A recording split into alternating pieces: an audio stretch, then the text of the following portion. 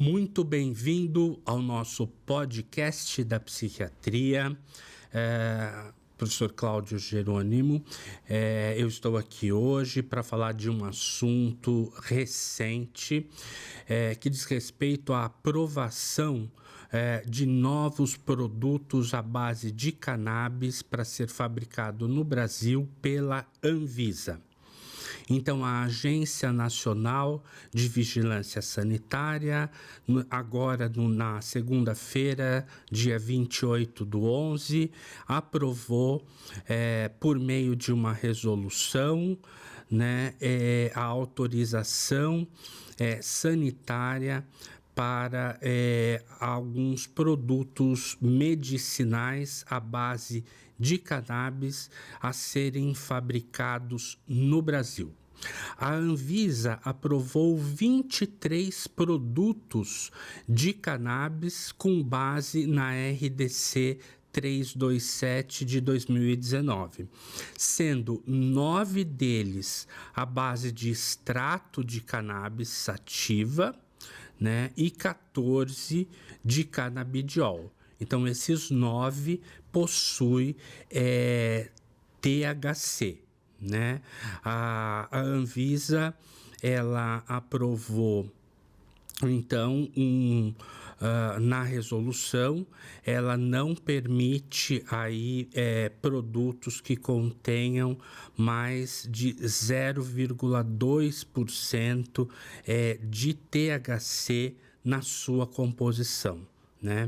Então, são 23 aí medicamentos que serão fabricados, à base de cannabis, Obviamente, a Anvisa não citou, para que esses medicamentos devem ser usados, mas já teve uma notícia veiculada na grande imprensa, de que a Eurofarma está aí negociando e provavelmente deve fabricar um desses produtos à base de THC e canabidiol. Os estudos a respeito da eficácia dos canabidióis, e do THC, eles são principalmente do THC, eles são estudos escassos, em saúde mental. Então, eu não vou aqui dizer a respeito do uso para outras condições, mas eu vou dizer a minha opinião, e o que existe de dados a respeito do uso desses medicamentos para a saúde mental. Por que eu vou tratar desse assunto aqui? Porque ele já vem sendo usado, ele já vem sendo veiculado, e propagandeado, entre a classe médica, o uso de medicamentos com THC para doenças mentais. Mas será que as evidências são suficientes, Então, as evidências sobre o uso do tetrahidrocanabidiol para doenças mentais, elas são complexas, e são variáveis, Então, dependendo do transtorno mental, ela depende da questão da questão da formulação específica do medicamento, e da quantidade de THC e etc, eu vou falar aqui de alguns transtornos mentais, e o que existe aí de evidências a respeito do uso do THC associado a canabidiol. Primeiro, o transtorno de ansiedade e estresse pós-traumático, né? Tem algumas pesquisas, de fato, que sugerem que o THC pode ajudar ou reduzir os sintomas de ansiedade, mas os níveis de evidências ainda são baixos a esse respeito, né? E os resultados, portanto, são inconsistentes, né?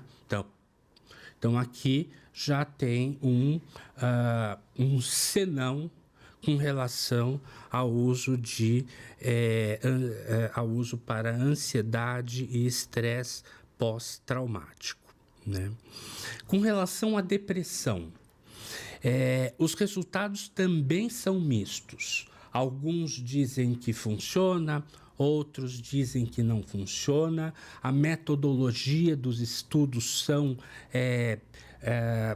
pouco consistentes, não existe estudo muito consistente e suficientemente em grande número para que a gente possa falar definitivamente que as evidências são incontestáveis a respeito do uso desses medicamentos para depressão, né? E tem até estudos, né, que mostram que agrava o sintoma depressivo. Então, portanto, o resultado final não se sabe, né? Alguns estudos mostram que sim, outros estudos mostram que não somente não adianta, como piora os sintomas depressivos, né? Com relação ao distúrbio de sono, né? O THC, ele pode ter efeito positivo, tem alguns estudos mostrando isso, né? No sono, né? Para ajudar a adormecer.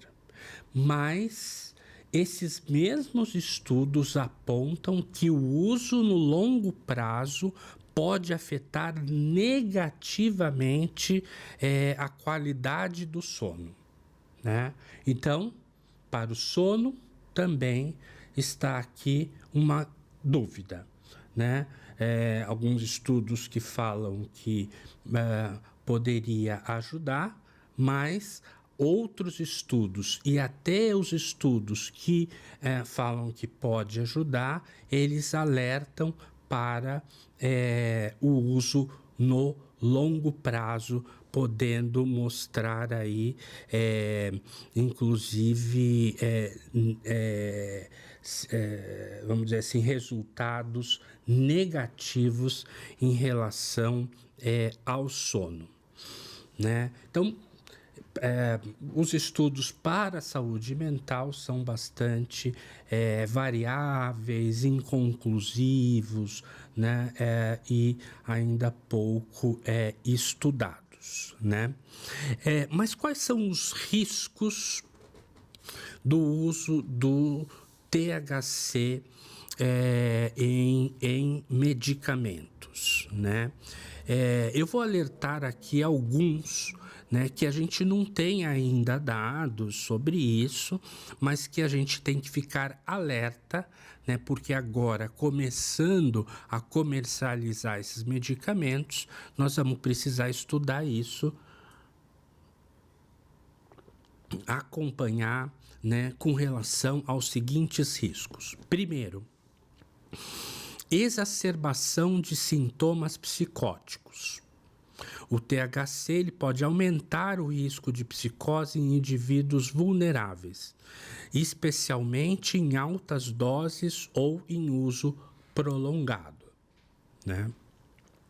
Dependência e abuso. Existe o risco de desenvolver dependência ou uso problemático do THC, especialmente em indivíduos com histórico de transtorno por uso de substância. Então, também aqui é um risco e uma restrição, às vezes, talvez, para o uso desses medicamentos. Alteração do humor e da cognição. O uso do THC pode levar a alterações de humor, né? Problemas de memória, dificuldades cognitivas, especialmente com o uso frequente ou o uso em altas doses. E os efeitos na juventude, né? Em adolescentes jovens, né? O uso de THC ele pode ter impacto negativo no desenvolvimento cerebral, né? Levando a problemas de saúde mental no longo prazo. Concluindo, né, a eficácia e a segurança de medicamentos à base de THC para doenças mentais ainda não são totalmente compreendidos e mais pesquisas são necessárias. Então, os pesquisadores e os médicos devem avaliar cuidadosamente os benefícios e potenciais riscos dessa medicação para prescrever para essa condição, né? Então, a Anvisa, né, que aprovou esses medicamentos aí à base de cannabis sativa, né, incluindo o THC, né, ele tem um dos medicamentos aqui, né, que já tem até nome comercial, o medicamento, eu não vou citar aqui, mas tem nome comercial, né? Esse medicamento, ele contém 27 miligramas por ml de THC, né? E 25 miligramas por ml de canabidiol na forma de solução oral e spray, né?